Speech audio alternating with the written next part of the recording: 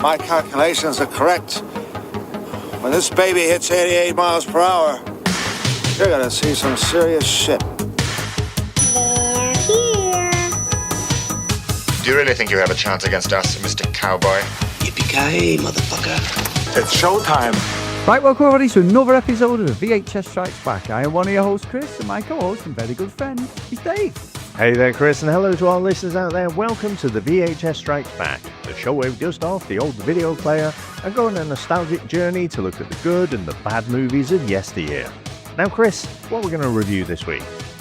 Well, Dave, we are going back, my friend, to 1992. This is a pick by our good friend, Mr. Matt Bates, fellow Vegas lover. Black Country Vlogger is his YouTube channel, if you're into a bit of Vegas. Great guy. And yeah, he's picked a movie I've never heard of, Dave. This is one that is just, off the radar. We said it last week with the trailer. I didn't know what to expect, but I tell you what, this is just right up our alley, I think. So it stars Don Rickles, the comedian, good friend of Frank Sinatra, Anthony LaPaglia, who was also in Empire Records, Dave, which we did a few weeks ago. Robert Loggia, Dave, the old legend from Big and various other things, and Anne Parry Lord, I think her name is. So we are going to be covering, Dave, originally called in other regions A French Vampire in America, but in America it was called Innocent Blood. So I know we talked about it briefly last week. Had you even heard it, even watched it this week, and you gone, oh, actually, I remember this VHS cover, because I haven't got a clue, Dave, with this one. You're reading my thoughts. We've been doing this for so long. So I if you just said this title to me, I'd have been like, no, I've definitely not ever heard of that one. I do remember the video cover, though, and I'm sure it must have been in the horror section in Blockbuster or something, because I just, other than that, have no memory of it. And I think at the time, if I'd have actually paid attention and stood there and kind of read the cover and saw that it was by, John Landis, the creator of American Werewolf in London. I watched that film so many times as a kid. I'd have probably watched it, and also the Twilight Zone movie. I mean, by this point, Landis should have been in prison. He should have been making movies. But anyway, that's by the by, the whole Twilight Zone movie thing. But yeah, so I just had no idea. Now, had I understood that this was like a bit of a crossover with the mob films as well, I think at that time it might have put me off as well. And we've talked about on here, I think, watching various gangster movies and also binging through The Sopranos a couple of years ago or whenever it was. I think I've actually come round. I appreciate the mob kind of genre. And so this seems like a completely unique batshit film, which is a genuine mashup of genres. And we've talked about From Dusk Till Dawn and how we like how that kind of mashes things up, because that starts off, very Tarantino and then ends up in a, kind of over the top vampire movie. But yeah, just really, you can tell this film is so 90s, by the way.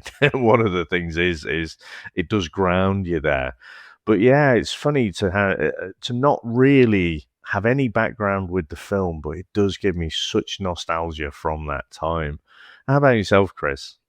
Well, I said last week, I've definitely never seen it. I've definitely never come across this movie. However, I've come across it. What I would say is, Dave, I've came across bits of it on TikTok. So there was a couple of it. I think somewhere the Robert Loggia stuff, especially, I remember seeing bits of him as like a vampire type character, and I'm like, this is a bit strange, but not having any context of what it's about or what the movie's about. And when we saw the trailer last week, I was like, this is sensational. This is like ridiculously good, because you've got the gangster setting. Obviously, we've got, and we'll talk about it properly, but Chaz Palminteri, which you see in, from The Bronx Tale, he's, Dave, to be fair, his hair had come back at this point from the mid 80s. Fair play to him. But I didn't know what to expect. And then we see the Italian music and that setup and that, and then you get this like horror theme. And I'm like, I don't remember even coming across this. I don't remember the names of it, but I've definitely seen Robert Logan. There's a couple of bits, especially with the bus scene as well. I've definitely seen that. But yeah, no context on it at all. But then thinking, well, it's 92. I was well into my action stuff. There's no way I would have picked this up at all. But I don't think it's ever been on UK TV. Maybe it has, but I've certainly never come across it. So when we saw the trailer, I was like, this is going to be absolute shit show of a mess of a film, but I am here for it. And looking at the review scores, Dave, yeah, this is like in that sweet spot of 25% out of 100, Dave, on Rotten Tomatoes. And this is like, yeah, it's not a stitch up, but also I can also see for some people, maybe even Matt, it may be one of his favourite movies. I don't know, but it's a pleasure and pain movie, Dave, and there's plenty of pleasure and pain in this, especially for old vampire lady there. Yeah, she does enjoy herself. But no, yeah, I was looking forward to chatting about this one. Chris, I've had to watch this in 1992, and it was on one of the satellite channels. This might have been my favourite movie. I'm just going to put it out there. There are certain bits of it anyway. But you said about the Palminteri's hair growing back. Bronx Tale was a year after this one. Oh, was it? Yeah, it was 1993. Oh, I'm thinking 80s. Oh, so maybe you got rid of the hair. I thought this was after. Right. Oh, gosh. Right. Yeah. So, yeah. Let's say no more, Dave. Say no more. But it's mad to, the timing of it. I think I do appreciate this pick from Matt because, like I say, perfectly encapsulates the pleasure and pain. But the fact that we've done a few movies, so we've done, Bronx Tale with Chaz Palminteri, and then obviously, I can't remember the guy's name now, but from Empire Records, the main kind of protagonist, doing something with him in as well. Anthony LaPaglia. Yeah, that's it. Yeah. And so perfect timing, really, to do this one. Yeah, honestly, absolutely. It just fits in that sweet spot. And I think I need to check myself because pleasure and pain, Dave, I don't know what I've done this year other than just pick random films. So I think I need to think about that for my next pick. Well, we'll find out at the end of the episode, I guess. Yeah, we certainly will. I'm sure you put lots of thought into it. And on that note, should we get into our trailer? Let's go.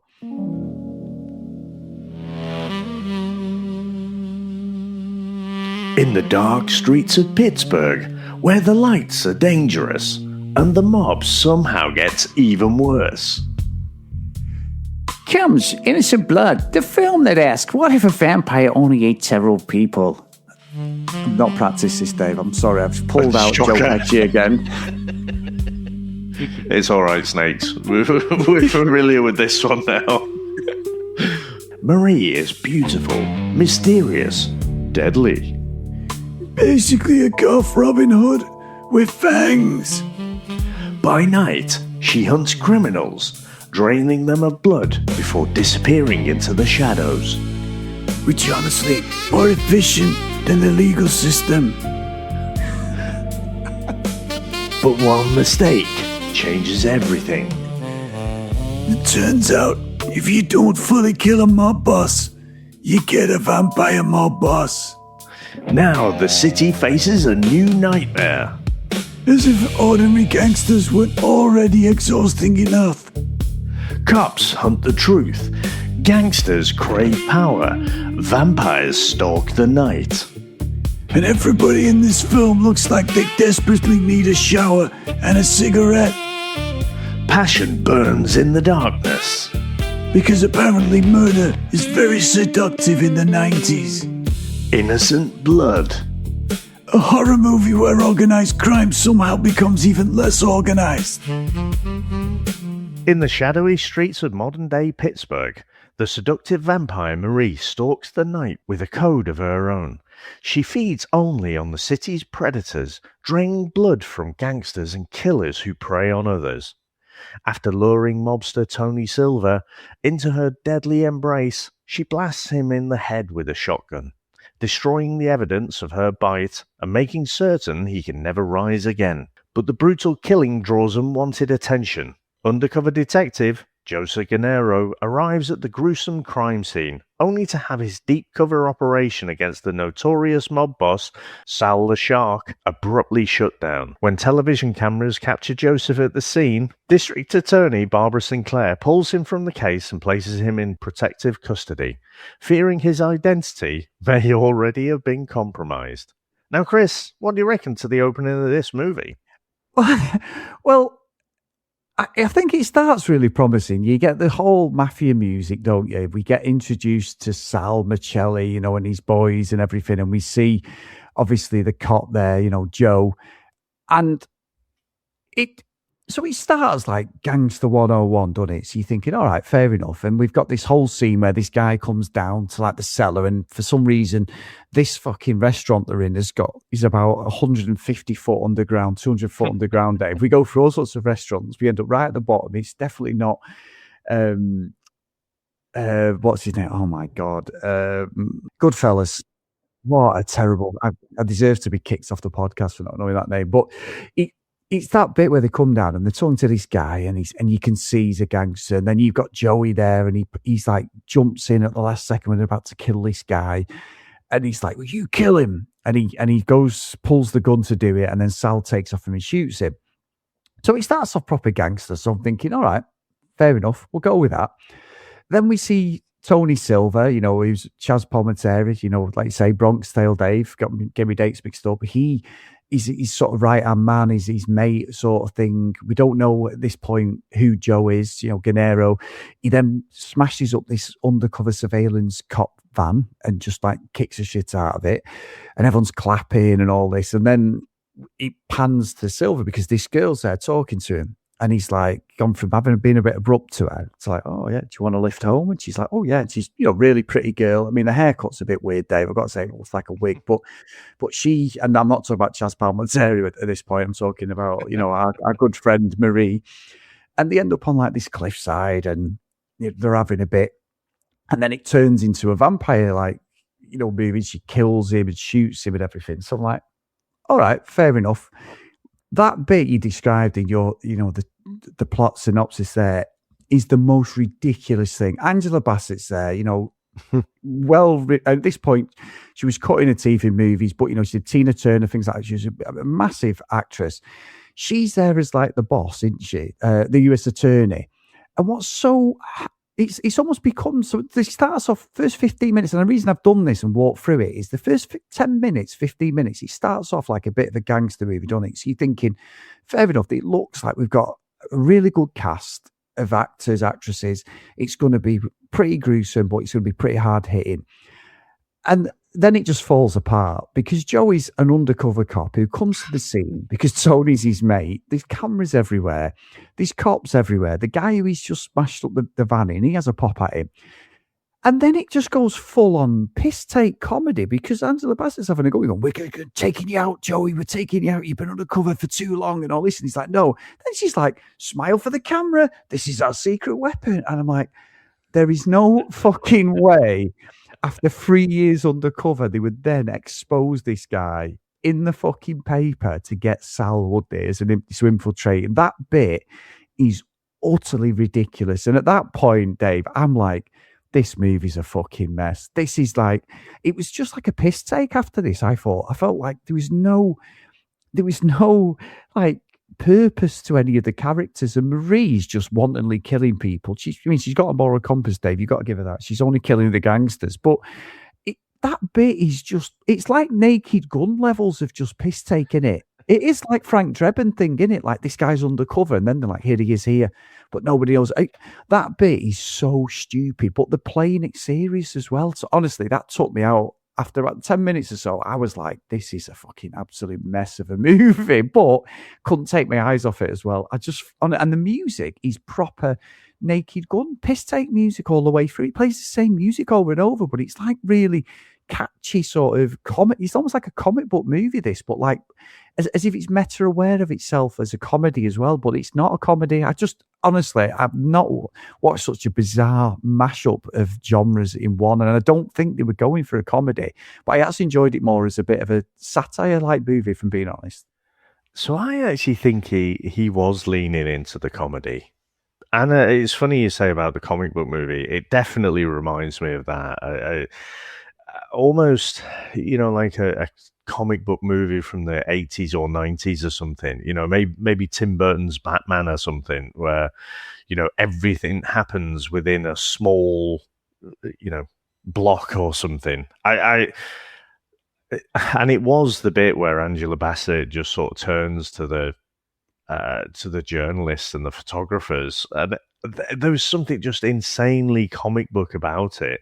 But like you say, even going back before that, you've got Joe turning up at the crime scene.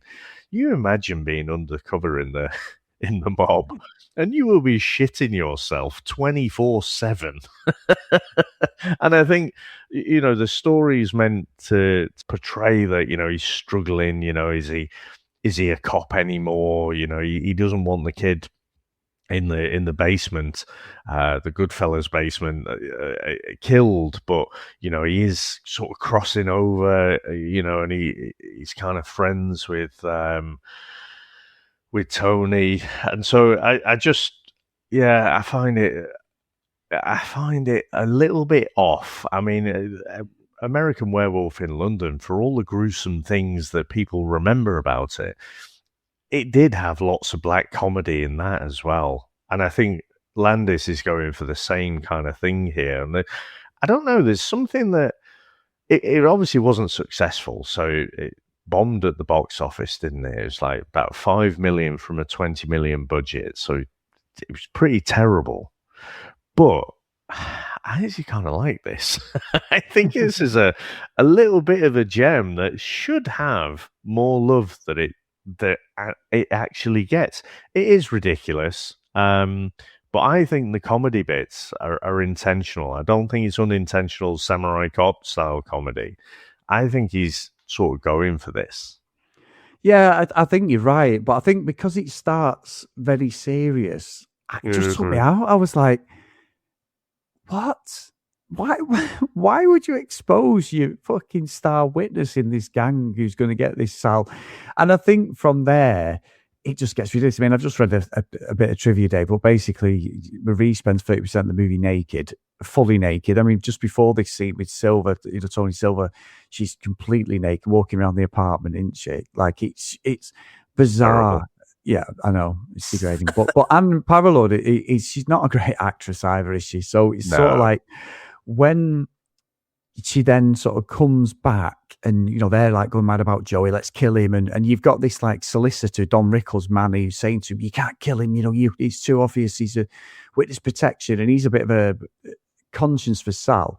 But Robert Logie, Dave, just eats up every scene. Oh my God. He is unbelievable in this movie. Like, he doesn't give a shit. He's got a fucking top hairpiece on as well.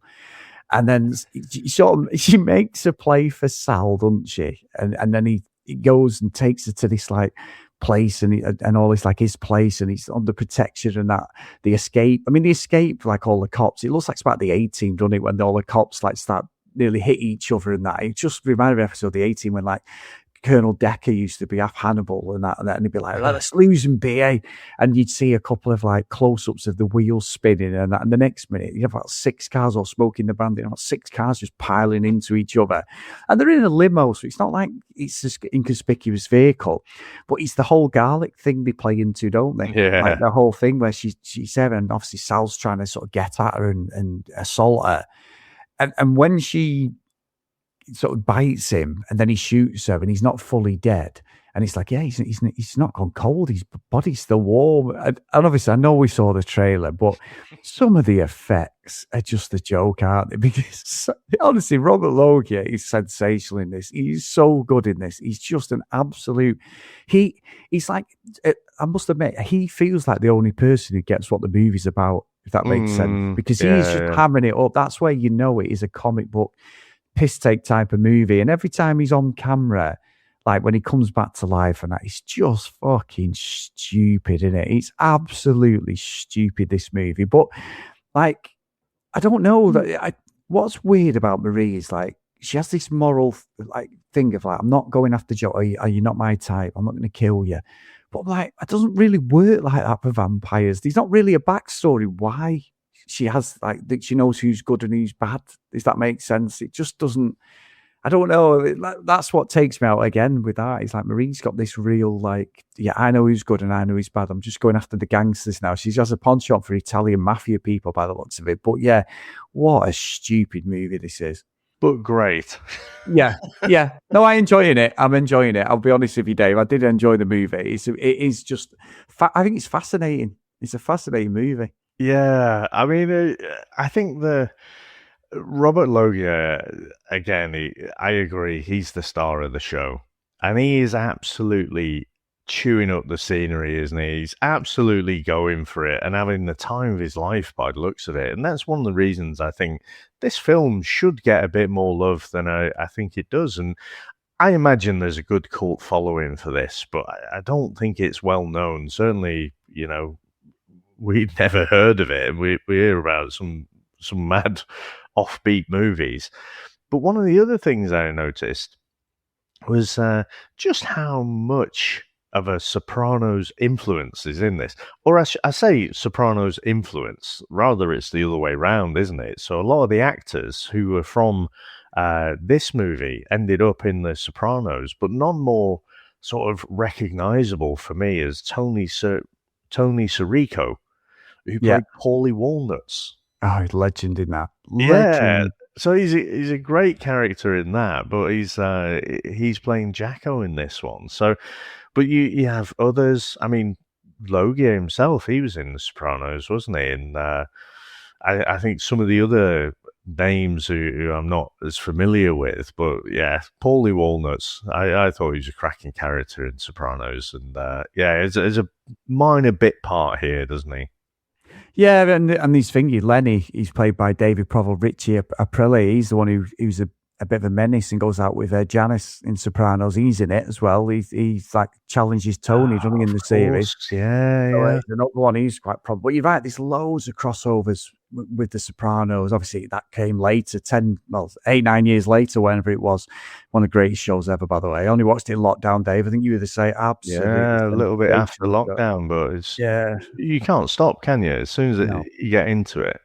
It's a fucking brilliant show. That is such a good show. But yeah, I just think with this, like, it's ridiculous. And Sam comes back to life, and everyone's like, he's back to life here. What's going on? And then I like Don Rickles, man, his lawyer's going, well, they can't trial you. You're dead. You were dead. You're pronounced dead. They can't come after you. And then he goes after, he kills him, then he gets him, and he becomes a bit of a vampire. But I think with Marie, what's weird is like the scenes with Joe, like this like love thing, isn't it? That, I mean, I know I'm jumping a bit, but that fucking love scene, sex scene is just ridiculous, Dave. Ridiculous. I mean, I don't know what to say. I've not seen anything like it. Like a man. I mean, he does go in safely though, Dave. Let's be honest. The thing is, what does he know about vampire blood and DNA and like how the vampire disease is passed on or whatever? But I'm watching this, and the thing I find interesting, right? So again, on the back of Sopranos, we're more used to now watching things like The Sopranos, watching Breaking Bad. We're used to watching series where stories are told over many different seasons, and characters change and evolve through that time, and then they're very different from what they started off as. Whereas in movies, sometimes it feels like it's an accelerated journey. And Joe has basically gone from being undercover in the mob, having his cover blown, finding out that vampires are actually a fucking thing, and, ending up with this uneasy team up, and he completely doesn't trust Marie, to thinking, okay, well, she is sort of handcuffed there and bent over on the bed. Should I do the thing or what? Well, yeah. Fuck me. So he has gone on a journey, and I just like the pre-talk. It's like, what happens when you get excited? She's thinking, well, is he going to bite her? And I'm like, mate, she's a fucking vampire. But this is why I think that they're absolutely leading into the comedy, because, you know, some of the shots and everything, you could see the conflict within him, as Darth Vader might say, or no, it was Luke, wasn't it, who said that about his father.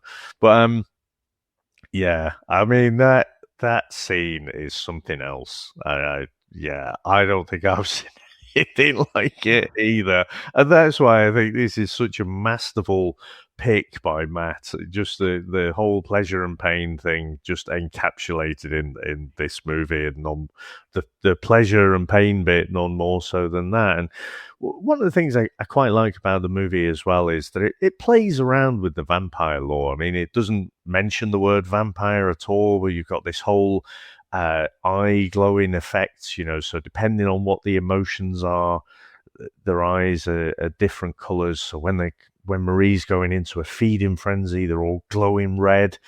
But then when she's having a bit of happy time, it's like a bit more green and bluish kind of colors. So yeah, that was a fairly iconic scene, I have to say. Yeah, I think so. I think, but going back to what you said as well, Dave, I think 1992, Chris, Dave, if it's meant to have been a horror movie, I'd have been all over this. Like, this would have been a rental over and over. Like, they're just, yeah. It's weirdly uncomfortable, I think, as well. Like it's. I mean, we watch these movies. There's not many where you go, "Oh, yeah, that's, you know, it's a good one" or whatever. I mean, plenty if you have a go at, if you know what I mean. But I think with this one, like, I don't know, Anthony LaPaglia, he looks really uncomfortable doing the scene, if that makes sense. I'm sure Anne Parallel was the same, but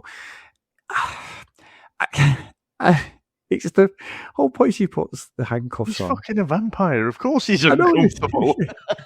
Well, that's the danger, though. He's getting a fucking bonk on thinking he's going to get his neck ripped off, isn't he? That's the problem, Dave. It's like, I mean, talk about walking a line.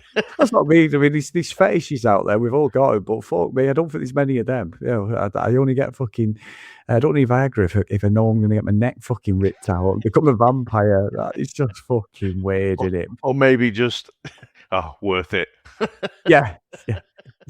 It's worth it. It's worth it. But yeah, I think as well, like after that scene, because that scene's quite late in the movie. So that scene's like, I think we're about 90 minutes in. The movie runs just under 2 hours. And yeah, it's strange. But then it seems to accelerate. I mean, I don't think the movie drags because it seems stupid. But I think once sort of Sal infiltrates his own team, doesn't he, as such, and some of them become like vampires as well as such, but they don't look like vampires. They look like some out of the Thriller fucking movie, don't they? Which, by the way, Dave, I've seen some really conflicting stuff about the Jacko movies. I believe it's at about 25% on Rotten Tomatoes. Like some absolutely hate. Yeah, I believe it's the first part, and the second part covers the controversy, which is coming out in 2028. But yeah, again, I don't know. I've seen some people saying it's great because they love like the music and that. But yeah, this feels like a Thriller type thing, like an 80s, mid-80s. Like some of the effects are just stupid. Like they just look really silly. I mean, we did one in comics. What was the one? I mean, I don't even know the name of it, but it was like an 80s one. I don't know. Was it Susan who picked it up where they were like garbage, doing like a garbage thing and that, and they were all like, not street trash. Was that it? Street trash? Yeah, street trash. Yeah, that was on like here. That. Right. So yeah, I think it was Susan who picked that one. And honestly, ridiculous movie, but some of the effects on this don't look any different. And at one point, Sal gets himself back, he gets his hair back, everything. He's like regenerated because he's had the blood on it and stuff. But again, Robert Logan is sensational, Dave. So when they like capture Gennaro and everything to the dock, I love the fight bit where he jumps through that fucking bus. And it's like clearly a stunt double. I mean, it's not no friend of three levels, but it is clearly not him when he has a go at the bus driver, does it? It's just like a young guy just jumps through, and the next minute it's him grabbing hold of him. Honest, and I think even that, like we were saying about the comedy side of it, like I say, I'm fully in now, knowing what this movie's about. It's more aware of itself as you get later in the movie, but certainly it feels as if like even that bit, that's saying to the audience, like, yeah, we know this nothing like Robert Love. We know he's nearly 70 and he isn't going to vault through a thingy, but he does play it up. He plays a good part in this, Robert Lowe. He's like, for me, he's probably the best person in the whole movie, Dave, other than obviously the flesh scenes, but but I think from an acting point of view, he holds it together. I think more than anything. Yeah, I do think so as well. But I want to come back to the bus scene in a sec, because I think that monologue at the end is fantastic. But there are so many like little cameos, aren't there? You got Frank Oz in there. You got Tom Savini again. I mentioned about From Dusk Till Dawn. It's Sex Machine, isn't it? From Dusk Till Dawn, he plays this reporter type thing. But Don Rickles that you mentioned there, I mean, for me, he's Mr. Potato Head in Toy Story. But I thought his death was the best. And again, I said about American Werewolf in London, I do think that there's a lot of similarities. You say about the makeup being Thriller and stuff, and I guess because it's a comedy, I kind of let it off. But remember when we talked about like Buffy the Vampire Slayer and Angel and stuff like that? One of the things that I just can't get past is that you've got someone who looks utterly bizarre, like some demon walking around, and everyone just treats them like they're a normal person. They don't recognize, and so even when Sal is looking like he's a proper zombie kind of thing, not even looking like a suave Christopher Lee type Dracula, people are like, are you sure he's all right? But yeah, Don Rickles, his death, he's in the hospital, isn't he? And then the nurse opens the curtains, and then, he's about to murder her, isn't he? And then he gets taken out by the light. He's all blistering up and everything. And the nurse is doing that classic scream queen thing. She's not doing anything. She's just stood there screaming constantly. And then, his arm comes off, and they basically, all the effects and stuff are fantastic. So for me, that was the best kind of special effects scene out of the movie.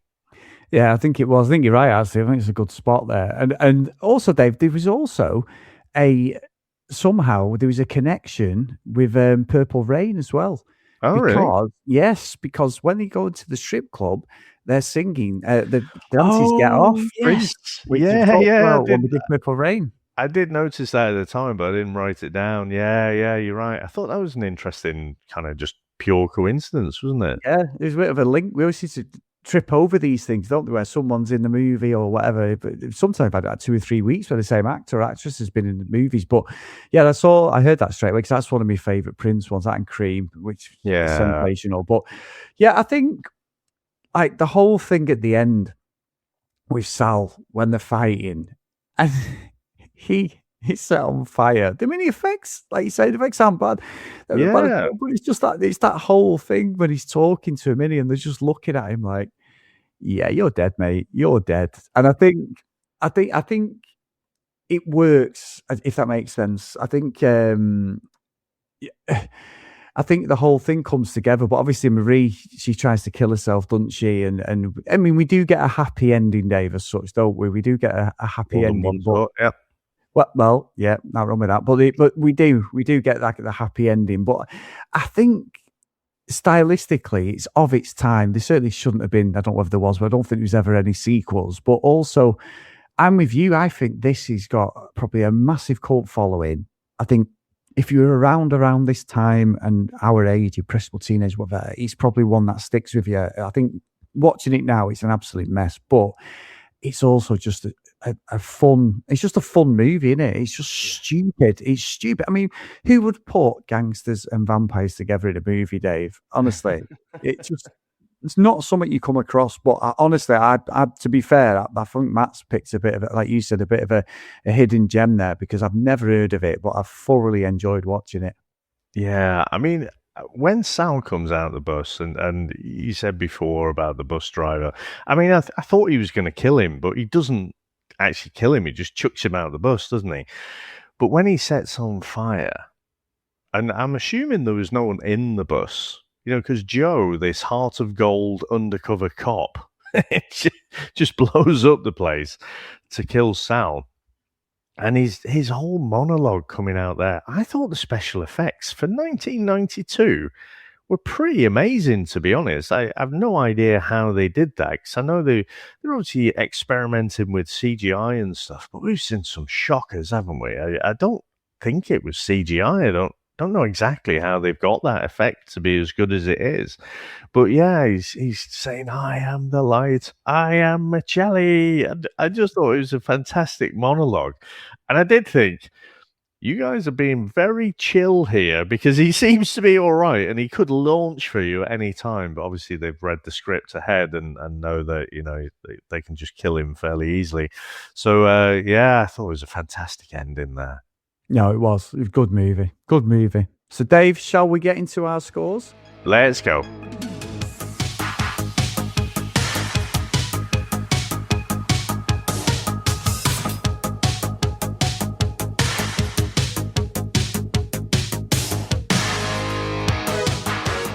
So, Matt, thank you, mate. Absolute brilliant pick. I didn't have a clue what we were coming into. The trailer looked fun. Watching it, oh my God. And Matt, I think me and Matt are around about the same age as well. We all are, Dave, me and Matt. So it probably fits into that like impressionable young teenager type movie, one that I'd never seen. Robert Logie's brilliant. He's just stupid in this. He proper understands what this movie's about. I think everyone else is trying to play it serious in a lot of ways, and it doesn't always hit. But yeah, I thoroughly enjoyed it. It's definitely worth the 2 hours of your time. It's absolutely ridiculous. So I'm going to put it, Dave, in Hill Valley. There is a chance I'll probably watch this again. I mean that. It's stupid. It's absolutely stupidly ridiculous. But yeah, I really, really enjoyed it, more than I should have done, to be honest. Yeah, I don't think I'm too far away from you. I think it's a Hill Valley for me as well. I think I just had no expectations for this coming into it. And I don't know really how well the two genres mix together, which is weird, right? Because you could say, well, it's not a mob thing, but it is a gangster thing with From Dusk Till Dawn, and absolutely love that. So I don't quite know what is the secret sauce that makes me love that so much, and I this is a little bit down the ladder. But yeah, Robert Loggia, absolutely brilliant in this. And I think the starting off, as you said, the first 15 minutes, it just seems like a gangster movie, but there's a vampire there. She's got a bit of a Dexter thing going on, isn't she? She has to feed to eat, but she's got a code that she lives by, and it kind of goes wrong when she tries to take out Sal. And yeah, I just think the way they balance the comedy, and it's, again, like American Werewolf in London, where it's subtly knit in there. It's not, for me, it's not in your face, but it's definitely there. And I thought it was a bit of an underrated gem, I think. So I think if people have sometimes people do listen along and they haven't necessarily watched it, I would recommend watching this one again. I don't quite know.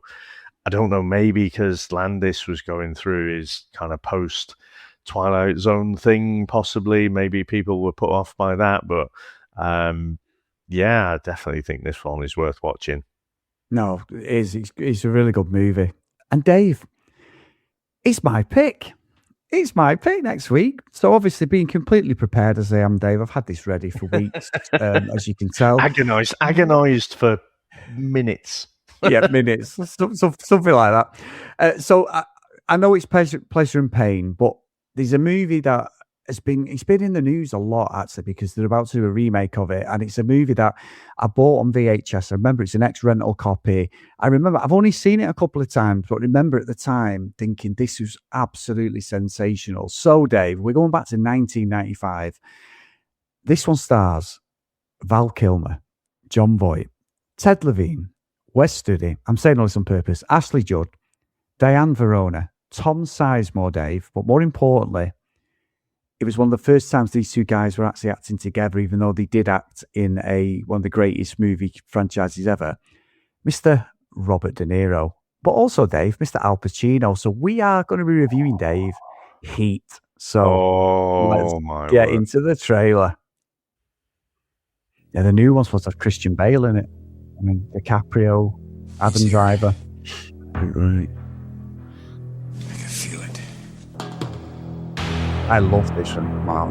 Yeah, this was prime blockbuster time for me. Yeah. I was still fairly new to it, and just remember it took up half a wall. It keeps me sharp, on the edge, where I gotta be.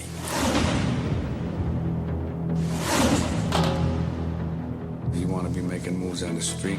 Allow nothing to be in your life that you cannot walk out on in 30 seconds flat if you spot the heat around the corner. No, my life's a disaster zone because I spend all my time chasing guys like you around the block. I do what I do best. I take scores. You do what you do best, trying to stop guys like me. You've been walking through our life dead. All I am is what I'm going after. From The Godfather to Scent of a Woman. What do we got? From Raging Bull to Goodfellas. Assume they got our phones, assume they got our houses, assume they got us. Their performances have created a legacy of landmark films. I want full surveillance. That's 24 hours, round the clock. We never close, open 7 days a week. Now, for the first time, America's two most electrifying actors collide. With this guy, there's more cheap you should pass. The bank is worth the risk. You should take it down. 12.2 million. You're up. This crew is good. It ain't worth the risks you take. Like in risk versus reward, baby. You're fugitive number one with a bullet. I'm double the worst trouble you ever had. If I'm there and I gotta put you away, I won't like it. But I'll tell you, you are going down. What if you do got me boxed in? And I gotta put you down? Because no matter what, you will not get in my way. I will not hesitate for a second.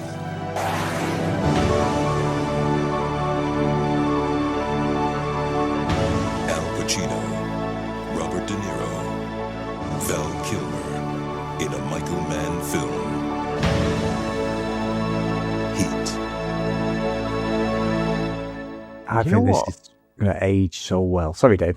I think so. But I'm watching the trailer now, and I'm thinking, I know I took this out on video, but I'm sort of thinking to myself, is it one of those where, so when you'd close up at the shop would close at 11 o'clock, but then you got to sort all the shit out, sort your cash register and all that, and make sure you've got, make sure it all balances and all that stuff. So it's usually about 20 past, half past 11 or something. And then you take a video home and then, stick it on. I'm just watching it now thinking, is this one of those where I've just fallen asleep in the first 5 minutes? I think it might be. So I can't wait to watch this one. This has been on my shortlist for ages. And so, I can't wait to talk about it. I can't. I know the Val Kilmer bit with the gun is used in army demonstrations when he's on the street. It was that good. They used it for police, army stuff because the way he changes guns and changes clips and the way he moved and that was absolutely like somebody used and said, look, we know it's a movie. But so it always fascinated me as a kid, Dave, and the sound was phenomenal. He said it was one of the most realistic movies with gunshots. So I want to see. I have not watched this. I probably haven't watched this for maybe, well, not 30 odd years, but I haven't watched it for at least 20 odd years at least. And I maybe watched it a couple of times, but always regarded it so highly. So yeah, I'm looking forward to this one. Yeah, definitely looking forward to watching it. And I'll report back next week whether I... Yeah, but how much of it I've actually seen. Because now I'm questioning it. No, it's going to be good, mate. I think it's going to be a belter. Can't beat De Niro and Pacino. So thank you, Matt, for your pick this week, mate. Absolute brilliant movie. Thanks for everyone, as always. If you want to email us, the VHSStrikesback@gmail.com. If you want to follow us on social media, at VHSStrikesback. If you do want to follow us, please get over to patreon.com/the VHS Strikes Back. So the roll call of honor, and a big thank you to Graham, Matt AV, Nick, Gareth, Mike, Lead, Helen, Dylan, Dan, Justin, Susan, Tim, Matt Hales, Kent, Lucky Luda Green, Herbs, Jack, Matt Blake, John Hammond, and Mr. Tony Farina. So thank you so much, guys, for your support. We really appreciate it. But just before we get into the actual musical bit, Dave, I believe we've got a couple of reviews that we'd missed that we always talk about. If you're on a podcast app, you'd like to drop us a review, we do appreciate it. Yeah, we've had some belters. So what I'll do is I'll read one out this week, and then I'll read out the second one next week. So if you do would care to leave a review, that would be lovely. The irony, of course, is even if you leave a 1-star review, I think that still helps. I think that still helps the podcast because it means people are engaged with it. So anyway, Chris, this one is from Mark P.J. Smith. Not PJ and Duncan, but Mark P.J. Smith. And I notice he's left quite a few 1-star reviews around. But this one says, promising for about 30 seconds, which I don't know if that's about his sex life, but it could also be that. But it says, I'm no prude, but the constant swearing is a real turn-off. This is my favourite bit. 2 more unfunny blokes doing quote-unquote banter. Avoid.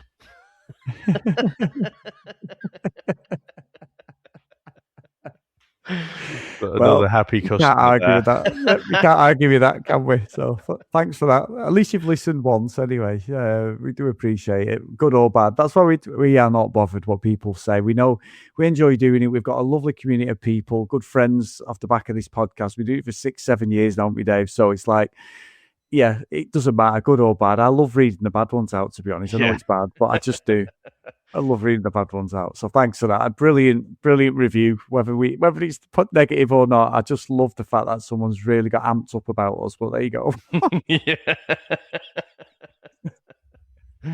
Oh, dear. So I know we have our musical ending now, but next week, I know I've let the team down a few times with my picks. I will have a song for us next week. So you can just leave that with me, my friend. Nice. I'll take a week off.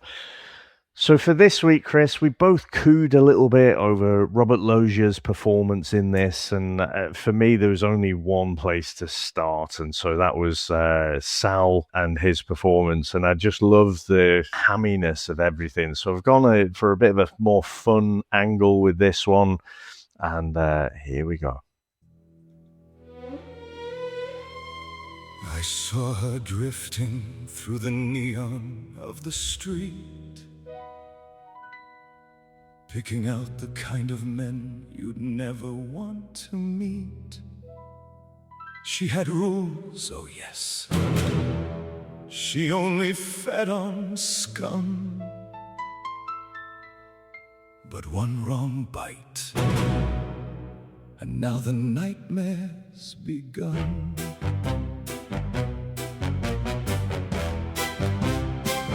There was a man, a king, a shark among the thieves, with a smile that made the tough guys weak at the knees. She took a sip, thought she'd done the world a good,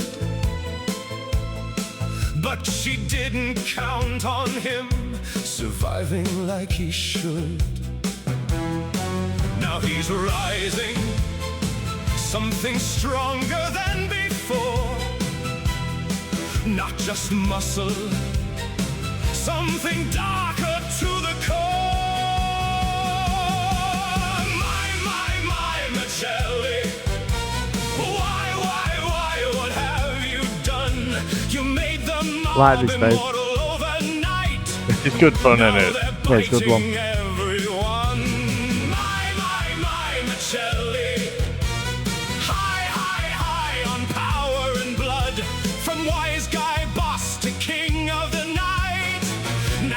Drinking like he should. Now the city's full of monsters in suits, still making deals just with sharper sets of teeth and boots.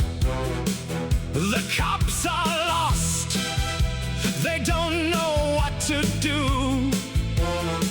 How do you stop a made man who can't be killed by you? He's not human, he's a legend in his mind. And the worst part, he's recruiting as he dies. My Macelli, why won't you die? You've turned a crime wave into something worse. Now it's fangs and alibis. My Macelli. Fly, fly, fly into the night. From gangster to a god of blood. Giving speeches with a bite. I am the darkness. I am the hunger. I am the future of organized crime. I am Macelli. My Macelli. Why did she choose you? Of all the scum she could have drained that night, now the whole damn mob is through. My Macelli. Cry, cry, cry, there's no escape when the mafia's undead and organized. You're just lunch they'll take. Macelli.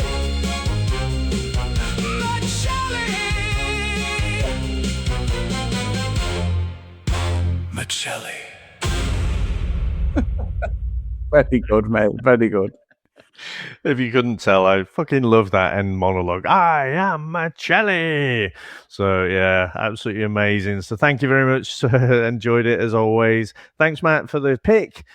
And I'm really looking forward to next week as well. But I don't know if it'll be as much fun as this week, but definitely enjoyable.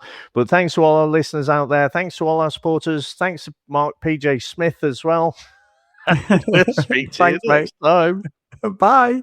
That's it, man. Game over, man. It's game over. What the fuck are we gonna do now? What are we gonna do? Maybe we could build a fire, sing a couple of songs, huh? Why don't we try that? We better get back, because it'll be dark soon, and they mostly come at night. Mostly. I'll be back. That's annoying. We came, we saw, we kicked its ass. Wax on, wax off.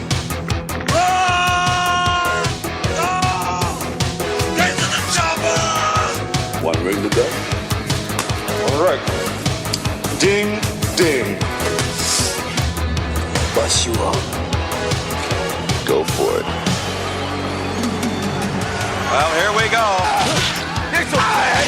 Ain't so bad. Ain't so bad. Come on. Ain't so bad. Ain't nothing. Come on. You must be crazy or something. I'm crazy. You just a stupid fool. Maybe you crazy something. I ain't breathing heavy. He's a fool. He's stupid. I've seen you in 6 months.